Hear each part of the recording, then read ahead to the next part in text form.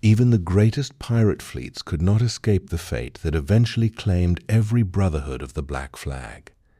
Greed shattered alliances, rival captains turned against one another, and relentless Royal Navy patrols closed every safe harbor. The sea that had carried their victories became their grave. Though their armadas disappeared beneath history, their brief reign proved that disciplined cooperation and fear alone once allowed outlaws to challenge the greatest maritime empires on Earth. Enjoy the video and don't forget to subscribe. Trace your finger along the map.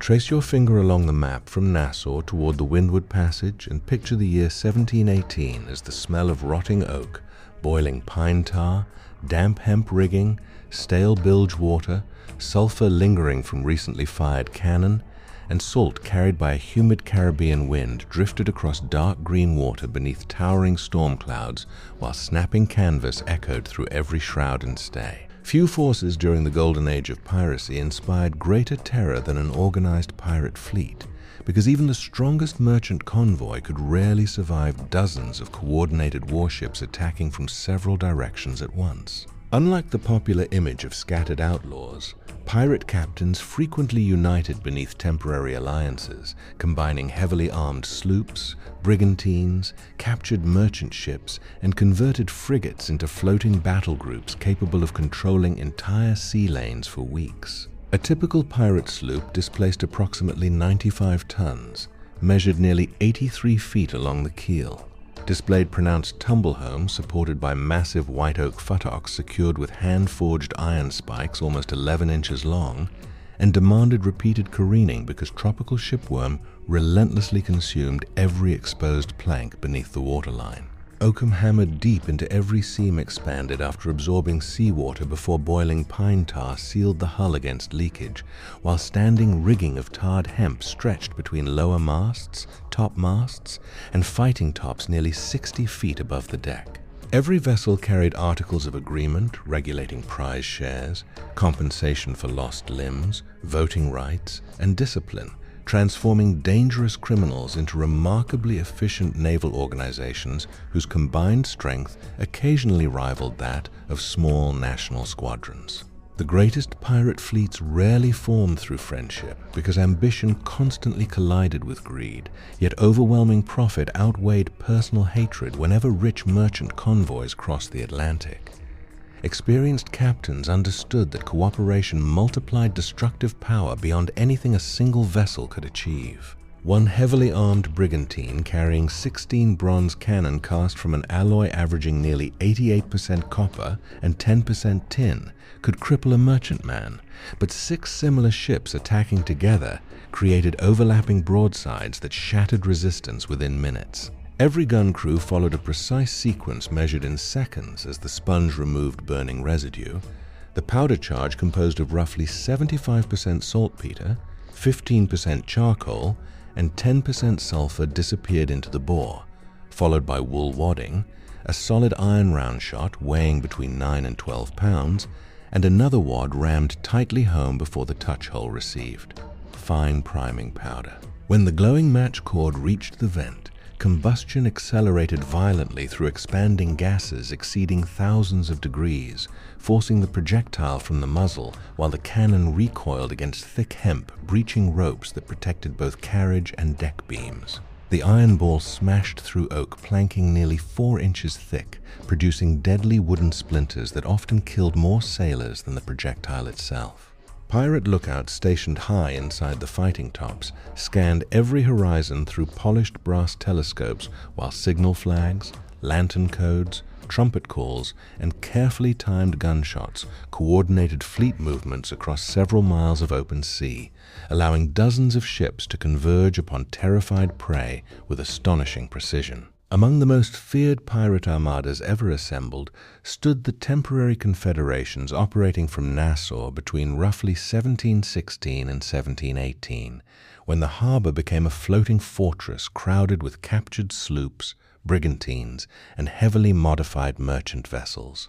Men such as Benjamin Hornigold, Edward Teach before he became infamous as Blackbeard, and numerous lesser-known captains exploited abandoned imperial defenses to create an informal naval base where damaged hulls underwent constant careening, spars were replaced, sails stitched from heavy flax canvas, and captured cannon redistributed according to need rather than ownership.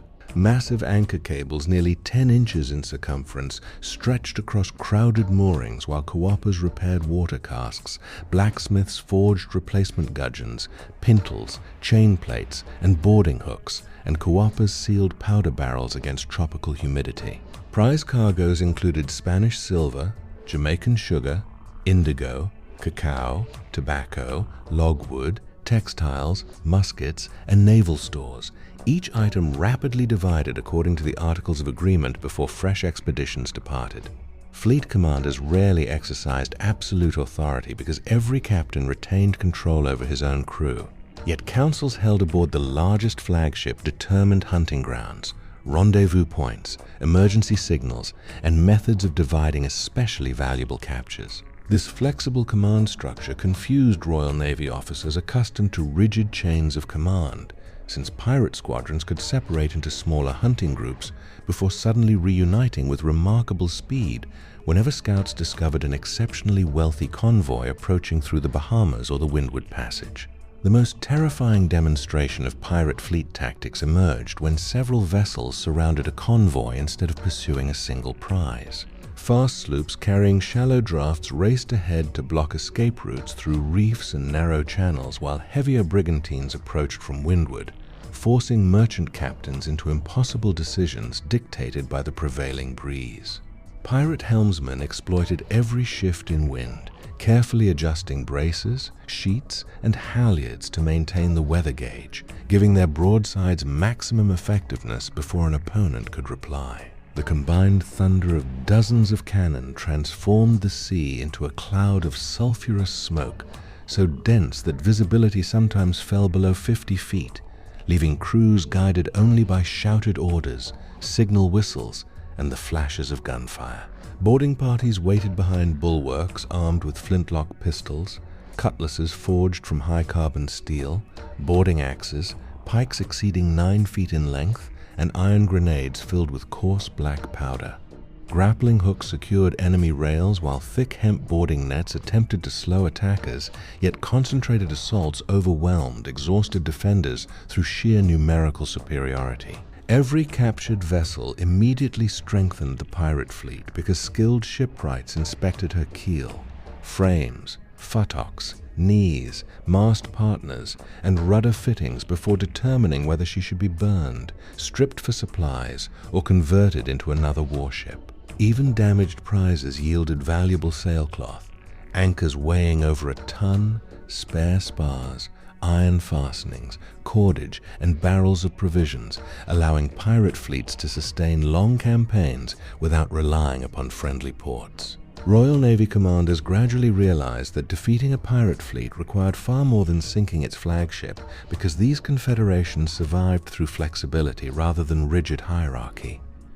Frigates carrying 20 to 40 guns hunted the larger pirate vessels, while smaller naval sloops sealed river mouths, hidden coves, and island anchorages where fleets gathered to refit. Governors revoked doubtful letters of marque, merchants financed larger escorts, and intelligence networks relied upon sworn testimony from rescued prisoners to identify rendezvous points across the Bahamas, Jamaica, and the Carolina coast.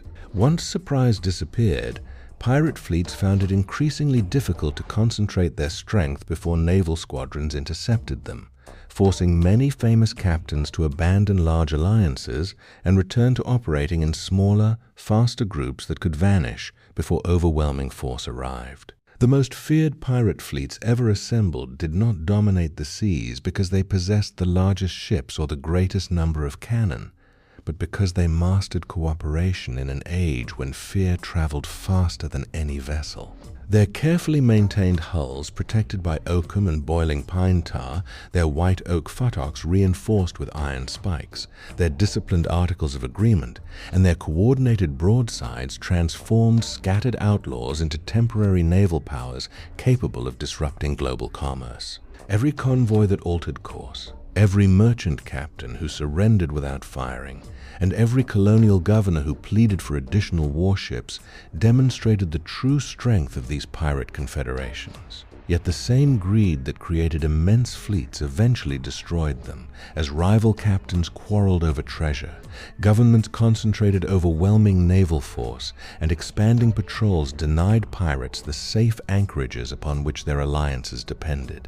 Their fleets vanished from the Atlantic, but for a brief and violent period, they proved that disciplined organization, expert seamanship, and ruthless determination could allow criminals sailing beneath the black flag to challenge the greatest maritime empires of the 18th century.